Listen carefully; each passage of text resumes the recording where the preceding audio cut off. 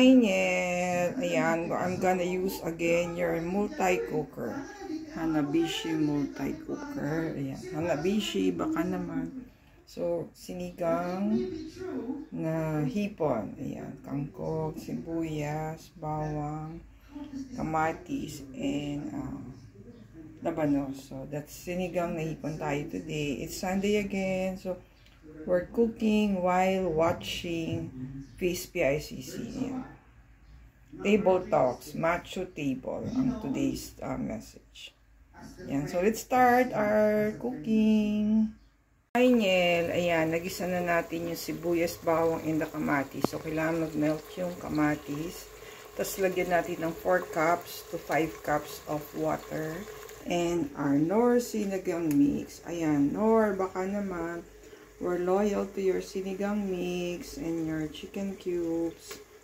Ayan, seasoning. Ayan, so our shrimp. Yan na lang.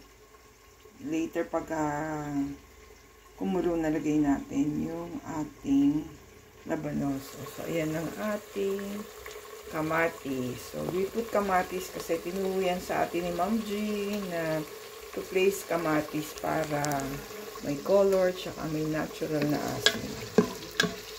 Manamis-namis pala. Ayan. Hanabishi multi-cooker pa rin ang ginagamit natin. Ayan, sulit na ang iyong multi-cooker. Parati na natin ginagamit. Pag nag-melt na yung kamatis, lagyan natin ng water.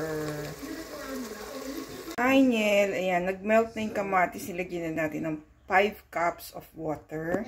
Tapos lalagyan na natin ang ating sinigang mix dyan. And our labanos. Ayan. So, pagka naluto na yung labanos, sa time we'll place the shrimp and our anong tawag dito? Our kangkong. Ay, let's put patis pala dun sa ating soup para merong konting salty.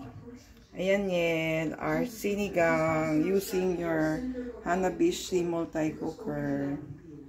And nalagyan natin takip. Hindi natin sasara. Hindi natin gamitin ang pressure cooker kasi shrimp lang ang ating iluluto. Baka sumobrang lambot yan.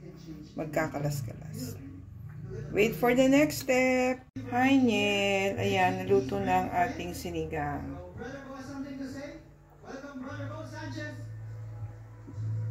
Sinigang ginamit natin.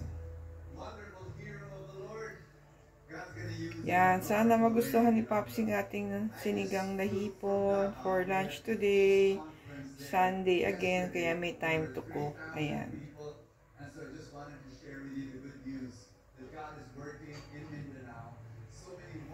Ayan. Baka naman, Knorr. Ayan. Ay. Ayan, so mag-cook pa pala ng rice.